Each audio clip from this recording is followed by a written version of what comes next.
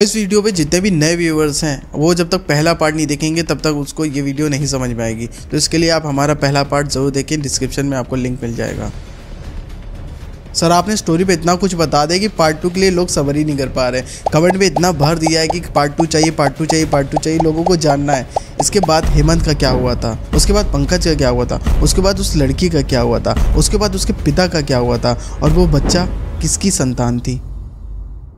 जैसे शिवदत्त को यह पता चल जाता है कि बोतल टूट गई है, जैसे शिवदत्त का दिल टूट गया हो, क्योंकि शिवदत्त को यह तो पता चल गया था कि कुछ तो गड़बड़ है मेरी बेटी के साथ। क्योंकि ऐसे अचानक भ्रूण के अंदर बच्चों का बदलाव यह असामान्य था। किसी नॉर्मल लड़की के साथ ऐसा होना पॉसिबल ही नहीं है। ये 100% शिवदत्त को बिलीव हो चुका था कि जरूर उस बोतल फूटने के बाद जो प्रेत की मुक्ति हुई है या प्रेत बाहर निकल गया है, ये उसी का तांडव है, ये उसी का नंगा नाच है जो आज करिश्मा को झेलना पड़ रहा है। बहुत परेशान होकर शिवदत्त उनके चेले से पूछता है कि क्या मुझे कोई ऐसा तांत्रिक मिल सकता है जो मेरी परिस्थिति में मदद कर पाए। तांत्रिक के जितने भी चेले हैं सबने हाथ खड़ा कर दिया, नहीं नहीं नहीं, एक हादसा हो चुका है, मेरे गुरु की मृत्यु हो चुकी है सिर्फ आपके कारण, और आपको लगता है कि मेरे ग्रुप से कोई भी इंसान जाकर इसमें हाथ डालेगा? कोई भी हाथ डालने को तैयार नहीं। शिवदत्त बहुत परेशान हो जाते हैं। अब समझ में नहीं आ रहा करना क्या है। एक होता है ना, बाप का बेटी के प्रति इतना प्रेम होता है कि वो कुछ भी कर सकता है। उसको समझ में नहीं आ रहा है कि इधर जाएं कि उधर जाएं, हॉस्पिटल जाएं कि तांत्रिक के पास जाएं। वो तुरंत भागता भागता भागता हॉस्पिटल के पास पहुंचता है और जानने की कोशिश करता है कि मेरी बेटी करिश्मा के साथ हो क्या रहा है, एक बार देख तो लूं कम से कम आंखों से, जिंदा है कि नहीं है, कुछ हो तो नहीं गया। जैसे ही हॉस्पिटल के बाहर जाता है, दूर कोने में खड़ी शिवबाला देखती है कि उनके पति शिवदत्त आ गए हैं। वो दौड़ती दौड़ती शिवदत्त के पास आती है, बहुत रो रही है शिवबाला, बहुत रो रही है। इस तरीके से आंखों से आंसू निकल रहे हैं कि जैसे रुकने का नाम नहीं ले रहे हैं। और शिवबाला शिवदत्त से पूछती है, मिले मिले तांत्रिक मिले, तांत्रिक मिले। शिवदत्त के मुंह से कोई जवाब नहीं निकल रहा है, क्योंकि जवाब निकले भी तब ना जब जवाब हो। शिवबाला बाहर इधर आंखों से इधर इधर ताकने की कोशिश करती कि शायद दूर से कोई आ रहा हो या बगल में कोई हो, नहीं, तांत्रिक नहीं। फिर पूछती शिवबाला शिवदत्त जी से, बताइए हैं कहाँ, आ गए कि नहीं आएंगे, कब तक आएंगे, कुछ तो बताओ, कुछ तो बोलो, कुछ बोल क्यों नहीं रहे। शिवदत्त दबे लफ्जों में बोलते हैं कि वो तांत्रिक जिनकी तलाश में मैं गया था उन्हीं को किसी ने मार दिया और वो अब इस दुनिया में है ही नहीं। शिवबाला जैसे एकदम सन्न सी रह गई। ऐसे होता है एकदम हाथ एकदम शांत, आंखें बहुत भरी भरी से सामने जैसे स्थिर सी हो गई हूँ और मुंह जैसे हल्का सा खुल सा गया हो। जैसे शिवबाला को लगा कि अब इस ब्रह्मांड में कोई उनकी रक्षा कर ही नहीं सकता है। शिवदत्त फिर भी उनको समझ में नहीं आ रहा करना क्या करना क्या। वो दौड़ते दौड़ते हॉस्पिटल के उसी कोने में, उसी मतलब केबिन में पहुँचते हैं जहाँ पर उनकी बेटी का ऑपरेशन चल रहा है। ऑपरेशन पता है कैसा हुआ है? कोई नॉर्मल ऑपरेशन नहीं है। एक बच्चा जो सामान्य होता है वो बच्चे जैसा दिखता है, लेकिन इनकी बेटी करिश्मा का जो बच्चा निकला है वो इतना असामान्य है कि जितने भी डॉक्टर हैं देखकर वो दंग रह गए। जितनी भी नर्स हैं वो देखकर ऐसे लगा भयंकर भय की वजह से कहीं कोने में दब से खड़ी कोने में आ गई हूँ। सारा का सारा हॉस्पिटल का स्टाफ वहाँ कोने में बैठा है, खड़ा है, सब देख रहा है कि ये कैसा बच्चा है, ये बड़ा अजीब सा बच्चा है। बच्चे की बनावट बिल्कुल राक्षसों जैसी। ये कैसा राक्षस है जिसकी आंखें बहुत बड़ी बड़ी हैं, कान बेहद बड़े बड़े हैं, असामान्य कान लग रहे हैं, कान नुकीले हैं, जैसे किसी इंसान के ऊपर कोई तेजाब छिड़क दे उसकी स्किन फट के कोने में आ जाए, कुछ वैसा ही बच्चा है। छिछला लाल कलर का, जैसे नसें फटी हुई दिखाई पड़ रही हूँ। उसको छोड़ने को कोई हाथ लगाने को तैयार नहीं है। वो नीचे पड़ा है बच्चा और करिश्मा तड़प रही है, बहुत रो रही, इतना रो रही, इतना रो रही है। आईसीयू के बाहर कांच के दरवाजे लगे हैं जिसके बाहर से शिवदत्त देखने की कोशिश करता है। हालांकि आपको पता होगा कि आईसीयू के अंदर किसी को भी जाना अलाउ नहीं होता है, सिर्फ डॉक्टर और उनका स्टाफ जा सकता है। बाहर शिवदत्त हैं, भड़ भड़ भड़ भड़ भड़ आवाज़ कर रहे हैं कि कोई इंसान उनकी आवाज़ या उनकी उस भड़बड़ाहट को देखकर ये बता दे कि उनकी करिश्मा, उनकी बेटी की हालत कैसी है। लेकिन अंदर का माहौल कुछ ऐसा है जैसे कि किसी जितने भी डॉक्टर नर्स हो सबको किसी ने ठंडक से जकड़ दिया हो, जैसे किसी ने उनको स्तब्ध कर दिया हो। उनकी ना आंखें मुड़ रही, ना उनका मुंह खुल रहा है, शायद वो सुना ही नहीं पड़ रहा उनको कुछ कि बाहर क्या हो रहा है, अंदर क्या हो रहा है। सब शांति से देखते हुए चले जा रहे हैं। सदमा लग गया, सदमा जैसा लगा हो। एक ऐसा होता है जैसे कोई पत्थर जैसा बन गया हो। अंदर की करिश्मा जो है वो तड़प रही है। फिर अचानक कुछ ऐसा होता है जो शिवदत्त की आंखों को फाड़ देता है। दूर से शिवबाला भी आ रही होती हैं, सितक से वो भी शिवदत्त के बगल में उनका कंधा पकड़ के देखने की कोशिश करती हैं कि हो क्या रहा अंदर। अचानक ऐसा लगता है कि जैसे कि करिश्मा की बॉडी को कोई ऊपर हवा में उछाल देता है। उनका बच्चा नीचे पड़ा है, बॉडी करिश्मा के ऊपर है और सारे जो चादर होते हैं वो बाहर खींच लिया गया। पूरा शरीर नग्न है करिश्मा का, कि जितना भी स्टाफ है सब देख रहा है करिश्मा को, और इस तरीके से वो नग्न है, इस तरीके से उसके शरीर पर, जो कि अभी खुद बेतहाशा है, कुछ ऐसा वार हो रहा है कि जैसे खून निकल रहा हो, फिर वही कोई संभोग करने की कोशिश कर रहा हो, जबकि उस हालत में जब खुद करिश्मा बहुत ही ज़्यादा प्रताड़ित है। किसी बाप के लिए अपनी बेटी के साथ इतना दुर्व्यवहार देखना बहुत, मतलब अंदर से कोई इंसान टूट जैसा जाए। शिवदत्त रो रहे हैं, परेशान है, घुटनों पर बैठ गए परेशान होकर। शिवबाला भी रो रही हैं, लेकिन अंदर जाए कौन? दरवाजा खोल नहीं रहा है। देखते ही देखते पूरे हॉस्पिटल के स्टाफ, पूरे हॉस्पिटल के मरीज और उनके आए हुए रिश्तेदार सब लोग आने लगते हैं कि अंदर क्या हो रहा है, अंदर क्या हो रहा है। अजीब सी भड़बड़ाहट सी आवाज़ आ रही है, सब देखने की कोशिश करते हैं। पूरा समाज एक तरीके से उनकी उस बिटिया की दुर्दशा को देख रहा है, जिसको शायद हर किसी को नहीं देखना चाहिए। जो बंद कमरों में होता है आज वो खुलेआम हो रहा है। ये चीज़ किसी बाप के लिए कितनी भयावह हो सकती है कि उनकी बेटी का नग्न शरीर पूरा समाज यूं ही देख रहा है और खुली आंखों से देख रहा है, किस तरीके से उनके गुप्तांगों के साथ छेड़खानी करी जा रही है, और हर एक मर्द, हर एक लड़की, हर एक लड़का, हर एक बुजुर्ग सब देखता चला जा रहा है। ये चीज़ देखकर शिवदत्त सदमे में आ गए। हल्की बेहोशी और हल्का सा सदमा उनको इस कदर परेशान कर गया कि वहीं पर शायद बेहोश जैसे हो गए। उनकी आंखों के आगे अंधेरा छा रहा है। पूरा का पूरा केबिन, पूरा का पूरा आईसीयू धीरे धीरे ब्लड की छींटों से भरपूर हुआ जा रहा है। कहीं इधर छींटें पड़ रही हैं और सब निकल रही करिश्मा के अंदर के शरीर से, कहीं इधर निकल रही हैं। अचानक दरवाज़ा खुलता है आईसीयू का, और सारे के सारे डॉक्टर नर्स को ऐसा लगता है कि कोई हवा आती है, धक्का देती है, झम से सारे के सारे बाहर की तरफ। पूरे आईसीयू के अंदर कोई नहीं है, सिर्फ अंदर करिश्मा है, और अंदर से दरवाज़ा धड़म से बंद होता है, सबके सब बाहर। अभी जब स्तब्ध थे, जब शांत खड़े हुए थे जो डॉक्टर्स नर्स, वो सब चिल्लाने लगे। ऐसा लगा जैसे उनमें जान आ गई हो। सब बाहर से खोलने की कोशिश कर रहे हैं, लेकिन नहीं। करिश्मा के साथ वो हालत देखकर सारे के सारे लोग हैरान हैं। शिवदत्त को समझ में नहीं आता, करे तो करे क्या करे। ऑलरेडी वो बेहोश तो हो ही गया है। हल्का सा होश आता है जब लोगों ने उनको जगाने की कोशिश करी, छींटे वीटे मारी। शिवदत्त सोचते हैं कि शायद अब मेरा कोई सहारा नहीं है। शिवदत्त उठते हैं, शिवबाला को संभालने की कोशिश करते हैं। शिवबाला भी जैसे परेशान, एकदम बेहोशी की हालत में पड़ी है। उसको सुध-बुध नहीं है कि वो है कहाँ पर, वो क्या कर रही है, क्यों कर रही, बस रोए जा रही, लेकिन मुंह से एक लफ्ज़ नहीं निकल रहा है। शिवदत्त उठते हैं, जैसे तैसे अपने संभालते हैं अपने आप को, और हॉस्पिटल से बाहर निकल कर आते हैं। दूर हॉस्पिटल के एक गांव में एक मंदिर है शिव जी का, जहाँ पर एक अंदर से हर एक इंसान के लिए एक सहारा होता है कि शायद मैं यहाँ पर जाऊँ, कुछ तो मेरा भला हो जाए। वो जाते हैं शिव मंदिर पर। शिवलिंग बड़ी सी है। शिवदत्त चिपट के शिवलिंग पर लेट जाते हैं जैसे, और बहुत रोते हैं। एक तरीके से भगवान को कोस भी रहे हैं कि भगवान, मैंने ऐसा क्या करा था, मेरा हेमंत छीन लिया, मेरे बेटे की मतिभ्रष्ट कर दी, कभी मैंने अपने बेटे का प्यार नहीं पाया। जब मेरा बेटा ख़त्म हो गया, उसके बाद सोचा था कि एक मेरी बेटी बची है, मैं अपनी बेटी से प्रेम करूँगा, उसकी शादी करूँगा, उसका जो पति होगा उसको सब कुछ दूंगा, बेटी जैसा प्रेम करूंगा। एकदम नहीं रहा बेटा, लेकिन अपने दामाद को अपना बेटा बनाऊंगा। लेकिन ऐसी क्या गलती करी थी? मैंने तो हमेशा लोगों की सेवा करी, कोई गलत काम नहीं करा, फिर भी भगवान तुमने सिर्फ मेरे साथ ऐसा क्यों करा? मेरे साथ ही अगर कोई दुख हुआ था, मुझसे कोई परेशानी थी आपको, मेरे साथ कर लेते, मेरी बिटिया के साथ क्यों करा? बताओ भगवान क्या दिक्कत है? ऐसे सर पकड़ पकड़ शिवलिंग पर मार रहे हैं, रोते जा रहे हैं। यहाँ पर ब्लड निकल आता है, पूरा शिवलिंग पर हल्का हल्का सा ब्लड, खून की धार जो है, जिस तरीके से अभिषेक होता है जल का, वैसे लगता किसी ने खून से अभिषेक कर दिया हो शिवलिंग पर। वहाँ दूर खड़े एक आदमी ये सब देख रहे थे। वो दौड़ते दौड़ते आते हैं और शिवदत्त को संभालने की कोशिश करते हैं। संभालो अपने आप को, कौन हो तुम, और ऐसी क्या परेशानी है तुम्हें, इतना क्यों तड़प रहे हो, ऐसा क्या हुआ तुम्हारे साथ? ऐसा मत करो, भगवान है, भगवान है, तुम्हारी रक्षा करेंगे। शिवदत्त चिल्लाकर बोलते, कोई नहीं भगवान भगवान होता है, भगवान होते तो मेरे साथ ऐसा कुछ नहीं होता। आज मेरी बिटिया, आज मेरा परिवार जिस तरीके से इस हालात में पड़ा हुआ है, अगर भगवान सच में होते तो क्यों नहीं मेरी रक्षा करने के लिए आते हैं? मैंने क्या क्या नहीं किया, डॉक्टर, तांत्रिक, जो मुझसे हो पाता है वो मैंने करने की कोशिश करी, लेकिन ये भगवान सामने खड़े हैं, लेकिन मेरा क्या कर पा रहे? मैं परेशान हूं, है हिम्मत तो आके बचा ले मेरे को, बहुत परेशान। तो ऐसा वो जो आदमी है वो आके शिवदत्त को संभालते हुए बोलता है, अच्छा बताओ हुआ क्या? फिर शिवदत्त रोते रोते सिसकते ठहकी हुई ठहराव वाली आवाज़ में सब बताते हैं कि मेरे साथ क्या हुआ, मेरे हेमंत के साथ क्या हुआ। अब जैसे ऐसा लग रहा था ना शिवदत्त अंदर से टूट गया हो, ना उसको समाज की फिक्र है, क्योंकि समाज में जिस चीज़ को बचाने के लिए, अपनी प्रतिष्ठा को, वो चीज़ों को दबाने की कोशिश कर रहा था, आज वो जैसे सब कुछ बताने को तैयार हो कि हेमंत इतना बदतमीज़ था, हेमंत ने ऐसा किया था, फिर ये हुआ था, फिर मैंने मार दिया था। ये चीज़ सुनकर वो जो इंसान था वो खुद सदमे में था, वो सहमा हुआ सा था, क्योंकि वो अपने पर फील कर रहा था कि अगर ये मेरे साथ होता है। उसकी भी बेटी थी।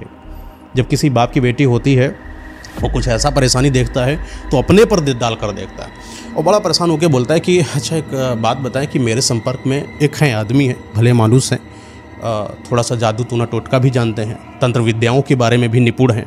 अगर आप चाहो तो एक बार उनके पास होकर चले आओ और वो चीज़ तुम्हें जो बताएंगे मैं भरोसा करता हूँ कि वो चीज़ तुम्हें ज़रूर फ़ायदा देगी। शिवदत्त कहते हैं, इस दुनिया में अब मुझे बचाने जैसा कोई पैदा नहीं हुआ। जिस इंसान के हाथ पर महादेव की कृपा ना हो, जिस इंसान के द्वारा बनाए या भेजे गए तांत्रिक की हत्या कर दी गई हो, जिस इंसान के लिए घर में आया उसका बेटा बर्बाद हो गया हो और उसकी बेटी आंखों के सामने समाज के आगे अर्धनग्न या पूर्ण नग्न पड़ी हो, उस इंसान के लिए क्या ही कोई सहारा हो सकता है। मैं बहुत परेशान हूँ, प्लीज़ आप जाएं और मुझे ऐसे ही तड़प तड़प कर शिवलिंग पर अपनी जान दे देने दीजिए। वो इंसान संभालता है उनको, लेकिन शिवदत्त कहते हैं चलो अच्छा तुम बहुत मुझे संभाल चुके हो, बहुत देर तक वो इंसान है संभालता है शिवदत्त को, मत करो मत करो सब सही हो जाएगा। एक वक्त पर शिवदत्त संभल जाते हैं, बोलते हैं अच्छा एक काम करते हैं, अगर तुम्हें लगता है कि भगवान है इस ब्रह्मांड में, तो ब्रह्मांड में ये शंकर जी, ये शिव जी, महादेव जी अगर हैं, मैं चैलेंज करता हूँ कि मुझे एक संकेत दें कि ये हैं। अपना हाथ फैलाते हैं ऐसे, शिवलिंग के ऊपर किसी ने फूल चढ़ाए थे और ऐसे हाथ लगाकर ऐसे बैठते हैं आंखों में कि अगर भगवान तुम वास्तव में हो और अगर तुम्हें ऐसा लग रहा है कि बच जाऊंगा मैं या मेरी बेटी, या तुमने इस इंसान को भेजा है मेरे लिए एक तरीके की मदद करने के लिए, तो कुछ मुझे ऐसा संकेत दो जिससे मुझे लगे कि तुम मेरी मदद करना चाहते हो भगवान। ऐसा ही बोलते हैं कि थोड़ी देर के बाद एक ऊपर से पुष्प गिरता है गेंदा का इनके हाथों में, और जैसे हाथों में गिरता है इनकी आंखें खुलती हैं, हाथों चमक जाती हैं, जैसे लगा कि भगवान का एक संकेत हो कि इस इंसान की बातों को माना जाए।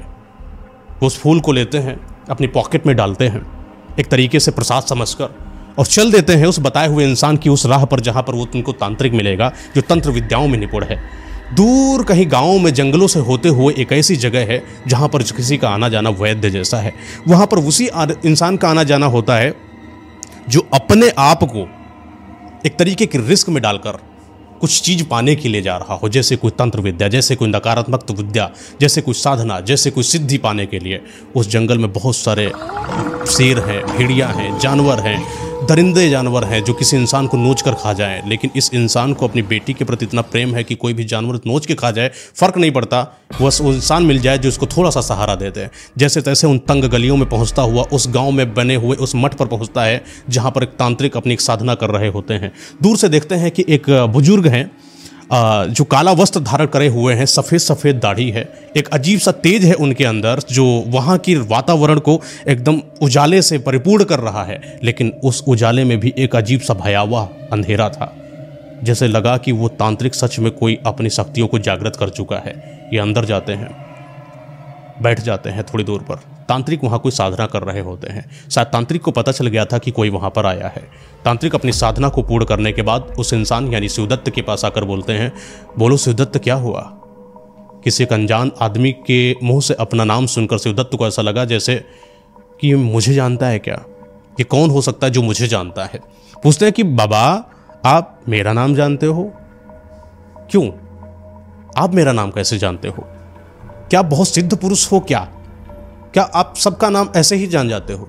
बोले नहीं, तुम्हारा नाम जानने के पीछे एक वजह है। तुम शिवदत्त हो क्योंकि तुम प्रचलित हो हमारे समाज में, तुम प्रचलित हो तंत्र साधनाओं में, तुम प्रचलित हो इन इंसानों के बीच में जो इन तरीके की विद्याओं में निपुण हैं। हमें पता है कि तुम्हारे घर में क्या हो रहा है, हमें यह भी पता है कि तुम्हारे हेमंत के साथ क्या हुआ था, हमें यह भी पता है कि तुम्हारी बेटी के साथ आज हालात क्या है। मैं फिर तुम्हें सचेत करते हुए बोलता हूँ शिवदत्त कि तुम्हारी वजह से हमारे समुदाय का एक इंसान जिसकी आकस्मिक मृत्यु हो चुकी है, वो आकस्मिक नहीं थी, उसको किसी ऐसे प्रेत ने मारा था जो बहुत ही भयावह था। वो प्रेत को कंट्रोल करना किसी के बस की बात नहीं है। मैं फिर तुमसे बता रहा हूँ कि जाओ अपनी बेटी को जला दो, क्योंकि उस बेटी के अंदर जो तुम्हारे है वो कुछ ऐसा है जिसको कंट्रोल करना इस संसार की किसी भी शक्ति के अंदर सामर्थ्य नहीं है। जो पिता है, पिता को कैसे लग सकता है कि कोई पिता अपनी बेटी को जला देगा? अजीब सी बात है, थोड़ी सी दोमुही सी बात है। जैसे कोई ये कह रहा हो कि अपनी बेटी अपना दिल निकाल कर काट कर फेंक दो, कोई ऐसी बात कर रहा हो। तांत्रिक से बोलते हैं, शिवदत्त जी बाबा आप बहकी बहकी बातें क्यों कर रहे हो? आपको नहीं अगर मेरी सहायता करना है छोड़ दो, मेरी बेटी को जलाने को मत बोलो, मेरी बेटी मेरे लिए अकेली वही बची है, मैं उसके लिए कुछ भी कर सकता हूं। तो तांत्रिक बोलते हैं कि कुछ भी कर लो, लेकिन एक बात समझ लेना, जिस प्रेत के गिरफ्त में तुम्हारी बेटी करिश्मा है वो प्रेत उसको छोड़ने से रहा, वो जीवन में नहीं छोड़ेगा, क्योंकि उस प्रेत ने तुम्हारी बेटी पर पूरा आधिपत्य जमा लिया है और उसको छुड़वाने वाले को तक वो खत्म कर देगा। यहां तक जिस दिन उसको ये लग जाता है कि तुम माँ बाप होकर उस करिश्मा से उस प्रेत को दूर करने के लिए मेरे पास तलक आए हो और कई सारी यंत्रणाएं कर रहे हो कि उसको छुड़वा दिया जाए या उस प्रेत को आपकी बेटी से दूर करा दिया जाए, वो तुमको भी खत्म कर देगा। बोलते हैं शिवदत्त कि मुझे मरने से डर नहीं लगता, जिसका साम्राज्य लुट गया हो उसको मरने से क्या भय बाबा, तुम कुछ ऐसा बता दो जो मैं शायद कर पाऊं, शायद मेरी बेटी छूट पाए।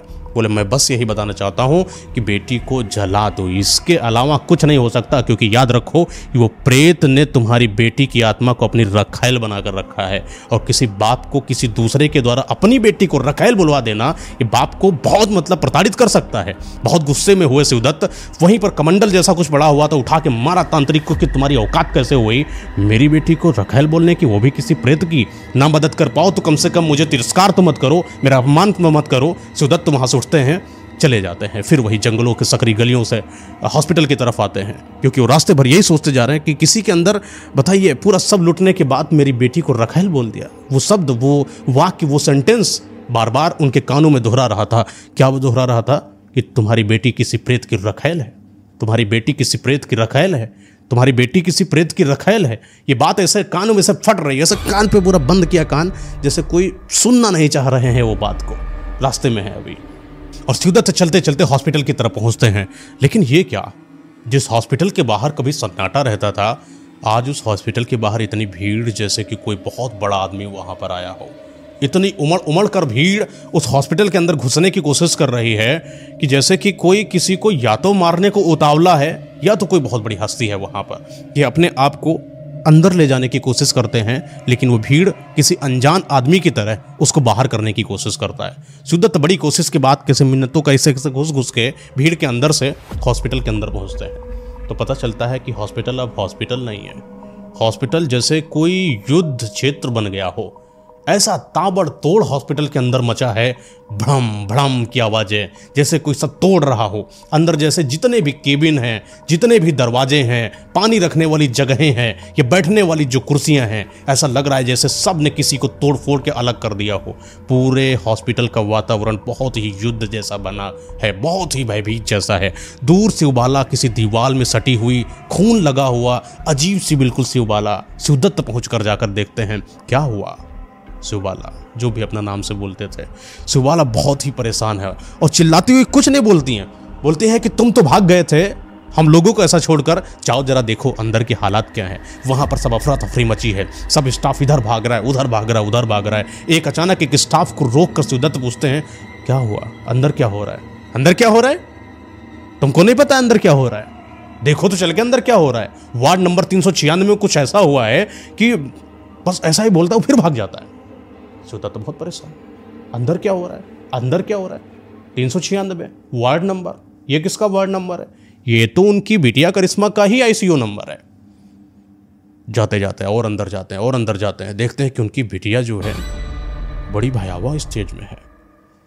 वो बाहर निकल चुकी है, दरवाजे सारे टूटे हुए हैं, वो किसी एक इंसान के ऊपर पीछे से बैठी हुई है और उसका कंधा जैसे खा रही हो। करिश्मा कंधा खा रही है। किसी और इंसान से पूछते हैं कि यहाँ पर क्या हुआ, उन्हीं के स्टाफ में से, तो स्टाफ डरते हुए बोलता है कि यहाँ पर ये राक्षसिन सारे बच्चों को खाती चली जा रही है। कई सारे नवजात बच्चों का जन्म हुआ था उसी दिन हॉस्पिटल में, 2-3 बच्चे थे। पता चलता है कि उन नवजात शिशुओं की अब जान नहीं बची है। उन नवजात शिशुओं को यही लड़की करिश्मा नोच नोच कर खा चुकी है। ऐसे लग रहा था जैसे कोई किसी की गर्दन को नोच लिया, किसी की पैरों को नोच लिया, वहाँ पर जो गर्भवती महिलाएं थी उनकी टांगों को नोच दिया हो। इंसानों को खा रही थी वो, इंसान बिल्कुल खाती चली जा रही है। ये अफवाह कहें या इसको डर कहें या इसको भय कहें, ये भय इतना भयानक होता जा रहा था कि स्टाफ का कोई ना कोई मेंबर अपनी जान बचाने की कोशिश कर रहा है। लगभग हर एक स्टाफ के कहीं पैर पे चीरा है, कहीं हाथ पे चीरा है, कहीं कपड़ों को फाड़ा हुआ है, किसी का सर फटा हुआ है, तो कोई डेड बॉडी पड़ी हुई है। पूरे वार्ड के अंदर, पूरे कमरों के अंदर सिर्फ खून ही खून है, लथपथ है। और बाहर की भीड़ इतनी उतावली हो रही है जैसे हॉस्पिटल के अंदर आने को तैयार। कुछ समय के बाद वहाँ का मैनेजर जो हॉस्पिटल का है वो आता है, जिनका अपना ऑनर है। वो जल्दी से एंट्री करते हैं हॉस्पिटल के अंदर और सबको निकालने की कोशिश करते हैं। करिश्मा इनकी पीछे अजीब से हाथ है, पीछे हाथ करके ऊपर की तरफ दीवालों में चढ़ती हुई चलती मैनेजर के ऊपर पीछे से हमला करती है। एक गर्दन पूरी खाना शुरू कर दे, गर्दन टूट के ऐसे 360 राउंड कर दिया जाता है, तोड़ के अलग कर देते हैं। मैनेजर के साथ 2-3 और लोग आए हुए थे। जैसे तैसे वो अपनी जान बचाकर भागते हैं। वो फ़ोन करते हैं मीडिया वालों को कि हॉस्पिटल के अंदर बहुत कुछ हो गया है। वहाँ के जो डायरेक्टर थे हॉस्पिटल में, वो दौड़ कर आते हैं और शिवदत्त और शिवबाला को ये बताने की कोशिश करते हैं कि जाओ अपनी बिटिया को यहाँ से लेकर जाओ। रेपुटेशन की भी बात होती है किसी एक हॉस्पिटल के अंदर कि आप उनके रेपुटेशन को बर्बाद करो समाज के अंदर। पूरी भीड़ बहुत ज़्यादा है, रेपुटेशन बर्बाद हो चुकी है और फ़ोन करने की वजह से उनकी स्टाफ में से कई सारी मीडिया भी बाहर आ चुकी है, कई सारे न्यूज़ चैनल्स वाले भी बाहर आ चुके हैं जो लाइव प्रसारित कर रहे हैं कि किस तरीके से हॉस्पिटल के अंदर एक भूत प्रेत आत्मा एक लड़की के अंदर घुसकर वहाँ के इंसानों को तहस नहस कर रही है, मार रही है, नोच रही है, घसूट रही है। बहुत कंट्रोल करने की कोशिश जब तक करा जाता है इंसानों के द्वारा, जब तक किया जाता तब तक हो रहा है, लेकिन जो भी उसको संभालने की कोशिश करता उसकी मृत्यु हो जाती। ये बात पुलिस प्रशासन तक पहुंच जाती है। पुलिस प्रशासन की कई सारी टुकड़ियां वहां पर आकर अंदर घुसती हैं और उस लड़की को संभालने की कोशिश करते हैं, लेकिन ये क्या, उन पुलिसों के प्रति भी उसकी कोई रहम नहीं। जैसा लगा कि पुलिस तो उनके हाथों का मैल हो किसी राक्षस के। वो लड़की सारे पुलिस वालों को लड़ा देती, मार देती, काट देती और एक ऐसा हवा का झोंका आता कि अंदर आए हुए जितने भी पुलिस हैं वो बाहर की तरफ फेंक दिए जाते हैं। जनता पूरी भयभीत है। ये पूरा शहर इस तरीके से हो चुका है कि हर जगह पर सिर्फ यही खबरें चल रही कि किसी एक हॉस्पिटल में, जो उनका एक्स कुछ नाम है अपना हॉस्पिटल का, कि उसके अंदर बहुत तबाही मची हुई है। लगभग हर एक इंसान आज हॉस्पिटल के बाहर है, मीडिया बाहर है, कई सारे पुलिस प्रशासन, यहाँ तक कि आर्मी, यहाँ तक कि बहुत बड़े बड़े जो मिसाइल्स वाले होते हैं उनको तक यहाँ पर बुलाया गया कि किसी तरीके से उसको कंट्रोल करा जाए, लेकिन कंट्रोल करने का कोई नाम नहीं ले रहा है। इनकी शिवबाला देखती है कि बहुत ही ज़्यादा भीषण युद्ध हो चुका है, अंदर सब मारे जा चुके हैं, लगता है अब ये मेरी बेटियाँ रुकेगी नहीं। उनको ये तो पता है कि मेरी बेटी के ऊपर कुछ आ चुका है। शिवबाला हिम्मत करती हैं कि आज चाहे मर जाऊँ, अब चाहे जो हो जाए, अब मैं अपनी करिश्मा को संभाल के रहूँगी। लोग अंदर से पत्थर फेंकने की कोशिश करते हैं, करिश्मा पे जहाँ पड़ता वहाँ से खून निकलता, फिर भी वो खून से लथपथ टूटे हाथ पैरों को लेकर वो मार रही है सबको। वो दीवालों पर चल रही है। कभी कभी जब दीवालों पर चलती, पैर सही से ना पड़ पाता, वो झम से नीचे गिरती, फिर कराहती, फिर उठती, फिर उड़ती, फिर किसी को मारती, फिर किसी को नोचती। ऐसा लगा कि जैसे उसके शरीर पर उसका कंट्रोल है ही नहीं, कोई और उसके शरीर को कंट्रोल करने की कोशिश कर रहा है। शिवबाला जाती है, अपनी बिटिया यानी करिश्मा को पकड़ने की कोशिश करती है और करिश्मा दौड़ के एकदम मुंह बड़ा लंबा सा फैलाती है, यहाँ पर शिवबाला के पकड़ने के मुंह से कोशिश करती है, चीर देगी। लेकिन जैसे ही अपना मुंह गर्दन के पास लेकर आती है, उसका गर्दन, उसका मुंह वहीं पर रुक जाता है, जैसे किसी माँ की ममता ने बिटिया को यह एहसास दिला दिया हो कि तुम्हारी माँ है वो, उनको मारना नहीं है। करिश्मा एकदम से शांत हो जाती है और ऐसा लगा जैसे अब उसकी बॉडी से सब जो भी था वो सब भाग जाता है। शिवबाला, शिवदत्त अपनी बिटिया को पकड़ते हैं, संभालते हैं, उठाने की कोशिश करते हैं। कोई और हाथ नहीं लगा रहा है क्योंकि सबको डर है। एक माँ बाप ही होते हैं, जिस भी हालत में बच्चा हो, चाहे मर जाए, लेकिन हालात कैसे भी हों, हाथ जरूर लगाएंगे। शिवबाला, शिवदत्त अपनी बिटिया को संभालने की कोशिश करते हैं और उस हॉस्पिटल से बाहर लाने की कोशिश करते हैं। जैसे ही हॉस्पिटल से बाहर आ जाते हैं, ये जनता, ये जितनी भीड़ है, इतनी ज़्यादा आक्रामक है कि इनको पकड़ लेती है। इनको पकड़ के उसी में से एक बुजुर्ग या कई सारे बुजुर्ग लोग मिलते हैं कि ये शैतान है, शैतान है, ये राक्षस है, इसको मार दो, इसको मार दो, इसको जला दो। पीछे से आवाज़ें आती हैं, जिंदा मत छोड़ो, मार दो, गोली चला दो। पीछे से आवाज़ें आती है पुलिस प्रशासन से, वहाँ जो टुकड़ियाँ होती हैं, स्पीकर से आवाज़ आती है कि जितने भी लोग हैं पीछे हट जाएं, क्योंकि यहाँ पर होने जा रहा है कुछ, गोली बारूद चलाने जा रहा हूँ, कुछ भी अपना इन लोगों को चल रहा था। गोलियां चलती, बारूदें चलती हैं, लेकिन ऐसा लग रहा है कि कोई कवर बना जा रहा है। वो गोली करिश्मा को नहीं लग रही, वो गोली उनके पिताजी को नहीं लग रही, वो गोली उनके माताजी को नहीं लग रही। बस हाँ, वो अपनी बिटिया को संभाले लेकर जा रहे हैं। उसी में से कई जो लड़के होते हैं पकड़ लेते हैं उन तीनों को, और जब एक ने पकड़ा कुछ नहीं हुआ, दूसरे ने पकड़ा कुछ नहीं हुआ, तीसरे ने पकड़ा कुछ नहीं हुआ। जो आतंक मच रहा था, आतंक बिल्कुल शांत हो चुका है और ये तीनों को पकड़कर पूरी जनता एक जंगल में थोड़ी ही दूर पर है, वहाँ पर एक पीपल का पेड़ है, जहाँ पर ऐसा ये लोग मानते हैं कि वहाँ पर किसी भी तरीके की भूत प्रेत आत्माओं को अगर लाया जाए, किसी इंसान के ऊपर है, वहाँ बांध दिया जाए तो वहाँ देवताओं की इतनी शक्ति है कि प्रेतात्माओं की वहाँ शक्तियाँ विफल हो जाती हैं। ले जाकर उस पीपल के पेड़ पर तीनों को बांध देते हैं और सब लोगों का यही प्लान है कि अब इन तीनों को जला दिया जाए, क्योंकि इससे इतनी हानि हुई है जो समाज को बर्बाद कर सकता है। जलाने की पूरी कोशिश होती है, लेकिन उसी भीड़ में से एक अजीब सा आदमी आता है जो काला कपड़ा पहने हैं, सफ़ेद सफ़ेद दाढ़ी और मूछें हैं। वो बाहर आकर भीड़ में से सभी को समझाने की जैसे कोशिश कर रहा हो कि कैसे हो तुम लोग अगर इनको मार दोगे तो तुम्हारे में और राक्षस में अंतर क्या है? तुम इंसान हो, तुम्हें मारने की जरूरत नहीं है। मैं खुद एक तांत्रिक हूं और मेरे पास कई सारी ऐसी विद्याएं हैं कि मैं इस लड़की के अंदर की पहले उन आत्माओं को निकाल देता हूं जो इसके अंदर प्रवेश करके सबको बर्बाद करने की कोशिश कर रही है। गलती इस लड़की की नहीं है, गलती है इसके अंदर बैठी हुई अनाथ आत्माओं की। ये माँ और बाप भी जैसे एकदम रो रहे हो, परेशान है। जैसे कि तांत्रिक जब आया, वो जो तांत्रिक वही था जिसने रखेल बोला था, वो आता है उनके पिताजी से माफ़ी मांगता है, बोलता है कि मेरा ये उद्देश्य नहीं था आपको परेशान करने का, लेकिन कुछ ऐसा हुआ कि मुझे उन शब्दों का इस्तेमाल करना पड़ा। लेकिन आप परेशान ना हो, मैं कोशिश करता हूँ, साधना बिठाता हूँ और इनकी अंदर की आत्माओं को बाहर निकालता हूँ। वो तांत्रिक साधना बिठाता है। उसमें कई सारे आदमी हैं जो बोलते हैं कि कुछ भगवान पे बिलीव करता है, कुछ नहीं करता, कुछ कहता है तांत्रिक ढोंगी है, ये फालतू की बातें कर रहा है, इसको ही मार दो, चारों को जला दो। कुछ उसमें से जो सद्बुद्धि वाले इंसान है, बूढ़े बुजुर्ग, वो कहते हैं अरे इतनी देर रुके हो, थोड़ी देर और रुक जाओ, देख लो क्या पता सही ही हो जाए। साधना होती है, 2-3 और उनके चेले बैठते हैं। उसमें से 1 आत्मा, 2 आत्मा, 3 आत्मा, 4 आत्मा आज किसी इंसानों को ये देख रहा था कि भूत प्रेत आत्माएं भी सच में होते हैं। जैसे कि कोई हवा से बनी हुई एक आकृति उनके तांत्रिक के आसपास टहल रही हो। भूत प्रेतों की आकृतियाँ होती, शरीर नहीं होता है ना। कम से कम 1, 2, 3, 4, 5, 6, 7, 8, 9, 10 तक की भूत उस लड़की के अंदर से निकाले जाते हैं। उसी में से एक भयावह आकृति थी जो शायद प्रेतराज की थी, जो शायद शमशान घाट के अंदर जो दफन था ये उसकी थी। इसमें से एक आत्मा है हेमंत की। एक आत्मा है जब हेमंत नींबू पर पैर रख देता है, वो जो आत्मा आती है।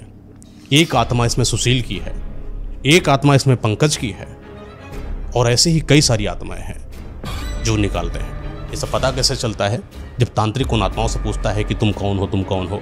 तो अब सवाल ये उठता है कि सुशील की तो मृत्यु हुई नहीं थी, पंकज की मृत्यु तो हुई नहीं थी, तो ये मरे कैसे? और फिर हेमंत की आत्मा यहाँ क्या कर रही है? फिर शमशान के अंदर ये लोग कैसे प्रवेश करें? बहुत लोगों के सवाल हो सकते हैं कि 100 साल पुराना शमशान घाट है, वहाँ पर कैसे इन आत्माओं को आना जाना हुआ। तो एक बात बता दें कि जितने भी शमशान घाट होते हैं, जितना भी बंधन बनाया जाता है, बंधन किसी एक आत्मा के लिए बनाया जाता है।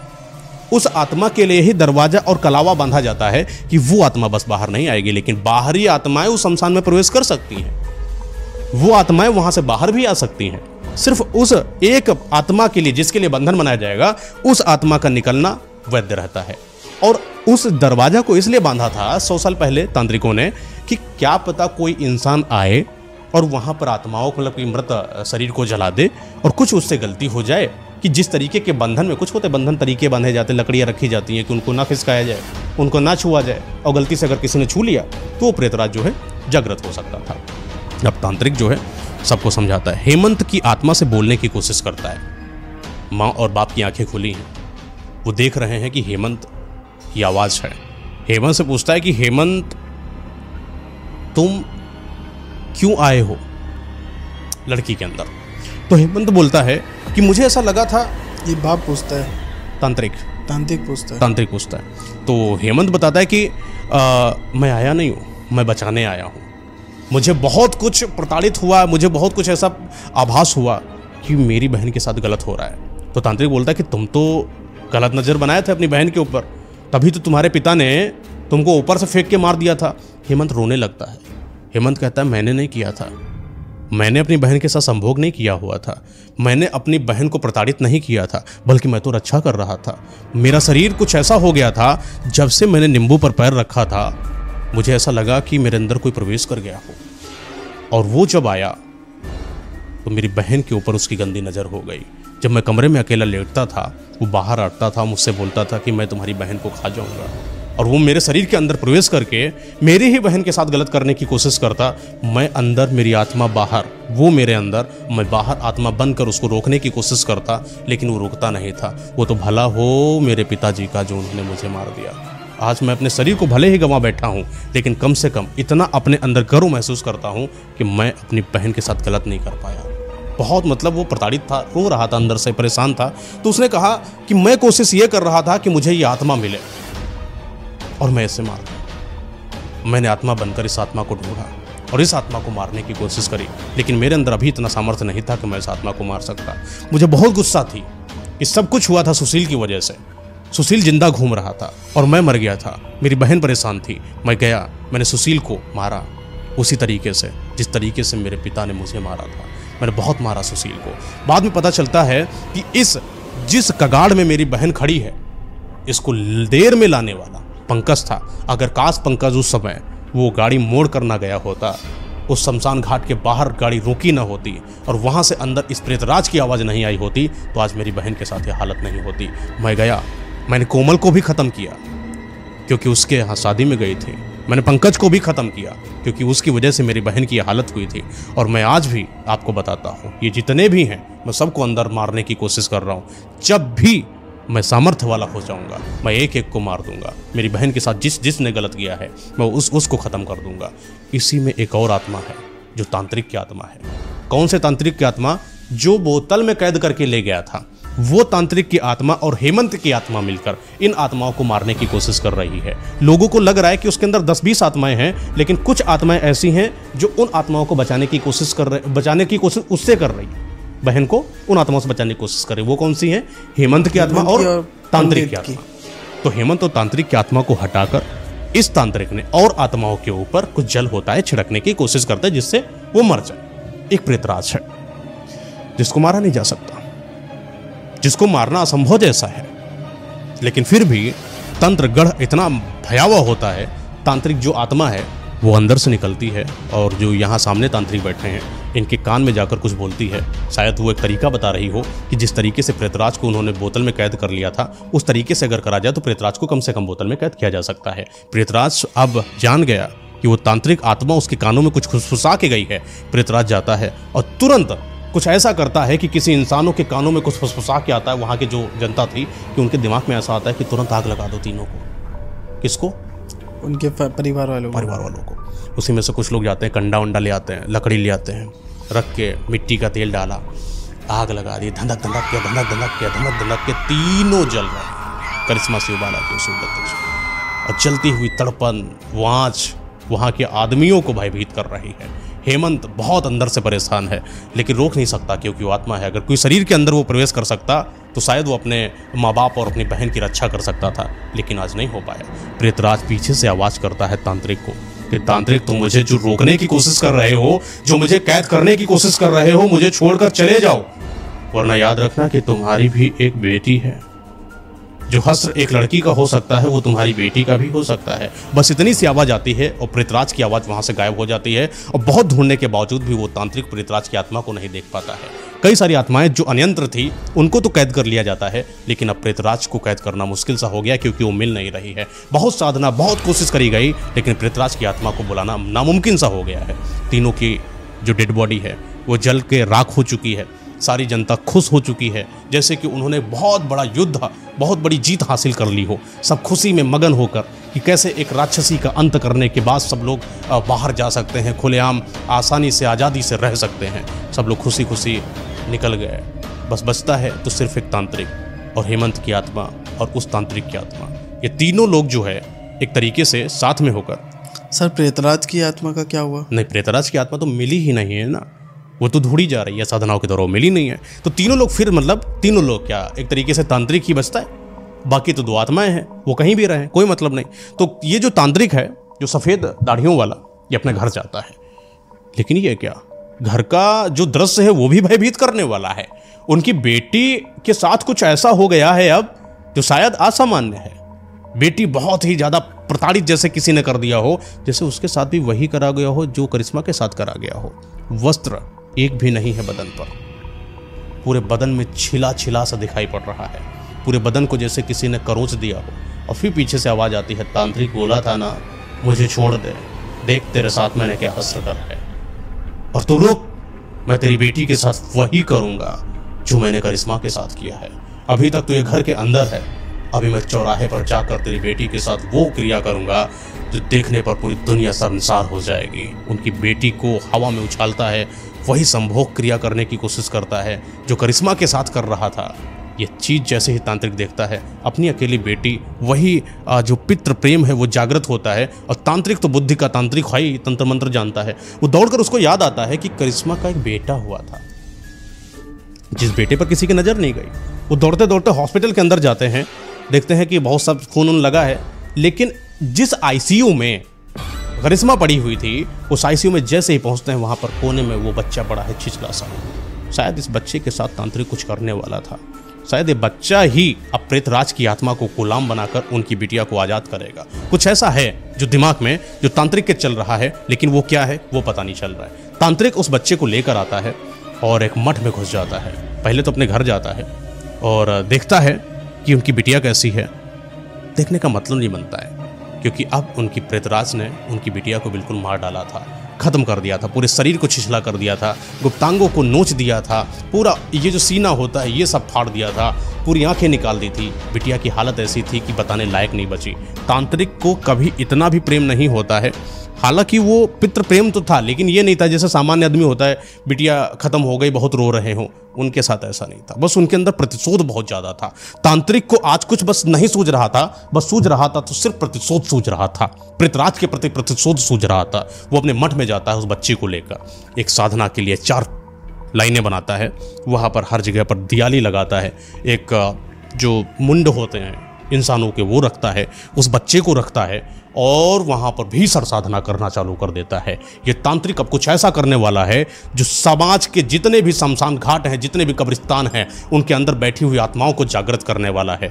ये आत्माएं कुछ ऐसे जागृत करेगा कि इस ब्रह्मांड से कहीं पर भी प्रेतराज की आत्मा उसको ढूंढ कर लेकर तांत्रिक के आगे गिड़गिड़ाने पर मजबूर कर देगा और अपनी बिटिया की आत्मा को आज़ाद करके उसको मुक्ति दिलाने की कोशिश करेगा। ये प्रयत्न है शायद तांत्रिक का। तांत्रिक कोशिश करना शुरू कर देता है, साधना चालू होती है, हर शमशान घाट के अंदर बैठकर साधना चालू करता है, हर शमशान के आधिपत्यों को जागृत करने की कोशिश करता है, मसान उठाने की कोशिश करता है, शमशान जागृत करने की कोशिश करता है। लगभग से लगभग 1001 शमशान घाटों को इसने जागृत कर दिया था और ये समाज में कुछ ऐसा होने वाला था जो पूरे इस धरती में रहने वाले इंसानों को बर्बाद करके रख देता। लगभग से लगभग शमशानों में जिनकी भयंकर आत्माओं को कैद करा गया था, उन शमशानों को जागृत करने के बाद उन बुरी शक्तियों को आजाद कर दिया जिनको लोगों ने कभी बांध कर रखा था, जिन बोतलों में कभी आत्माओं को कैद कर दिया गया था, जिन जगहों पर बांधकर कलावा से होता है ना, काला धागा बांध दिया, आत्माओं को कैद कर दिया, किसी वस्तु में कैद कर दिया, उन वस्तुओं को तोड़ दिया। जितनी आत्माएं सब आजाद हैं, हजारों लाखों की आत्माओं की एक गैंग बना डाली इस साधना ने। इस साधना करते करते तांत्रिक ने सिर्फ इसका एक ही उद्देश्य था कि इस प्रेतराज को ढूंढेंगे, लेकिन प्रेतराज ढूंढने मिल ही नहीं रहा। बहुत कोशिश करी जा रही, सारी आत्माएं हैं, ग्रुप हैं, प्रेतराज हैं, योनिया जितनी ब्रह्म राक्षस सब जागृत कर दी गई, लेकिन कहीं पर प्रेतराज नहीं मिल रहा है। एक तरीके से इतना युद्ध, इतना भयंकर युद्ध हो रहा है पूरे समाज में कि हर एक इंसान भयभीत है। ना पुलिस सही से बर्ताव कर पा रही है, न प्रशासन कुछ कर पा रहा है, न सरकार कुछ कर पा रही है। ये बात सिर्फ इंडिया की नहीं बल्कि अन्य विदेशों में भी पहुंच जाती है। हर जगहों पर भूत प्रेत आत्माओं का आतंक देखने को मिलता है। घरों में अंदर तोड़फोड़ देखने को मिलती है, रातों में धमक देखने को मिलती है। हर लड़कियों के साथ कुछ गलत हो रहा है क्योंकि प्रेत आत्माएं हैं, बुरी हैं, उनका असर बुरा होता है, उनका कर्तव्य बुरा होता है, उनकी नज़र बुरी होती है। लड़कियों के साथ जो अन्याय हो रहा है वो देखने लायक है। हर एक इंसान प्रताड़ित है। सारे के सारे लोग सिर्फ भगवान के पीछे पड़े हुए हैं कि काश भगवान अवतार रहे। और कुछ ऐसा होता है इस वाली साधना और इस तांत्रिक के कृत्य के बाद कि इसके बाद भगवान को जन्म लेना पड़ता है। भगवान का जन्म होता है। ये तांत्रिक इस बच्चे के साथ क्या करता है, तांत्रिक का बच्चा आगे चलकर क्या करता है और उनकी बिटिया की आत्मा के साथ क्या होता है, फिर हेमंत और वो जो तांत्रिक है जिसकी आत्मा अभी आसपास चल रही है वो भी गुस्से में तांत्रिक के साथ क्या करता है, ये सारी चीज़ें अधूरी हैं, फिर कभी बताऊंगा। सर उसके बाद क्या होता है? देखो बाद का क्या होता है ना, बात इतना भयावह है कि मैं शायद अभी बताने को मैं आपको बता दूं, लेकिन आपका दिल कचोट जाएगा। शायद कुछ लोग भयभीत हो जाएंगे। दृश्य इतने भयावह हैं कि शायद मुझे बैन किया जा सकता है। ये गवर्नमेंट की कुछ नियम होते हैं, उनके खिलाफ होता है कि आपको ज़्यादा नहीं बोल सकते हो। बहुत भयावह है चीज़ें, लेकिन फिर भी अगर आप लोगों की इच्छा है तो मैं कभी ना कभी सुनाऊंगा। अभी तो नहीं सुनाऊंगा, अभी आप इतना ही बस, ठीक है। और अगर आपको इस वीडियो का तीसरा पार्ट चाहिए तो कमेंट में ज़रूर बताएं।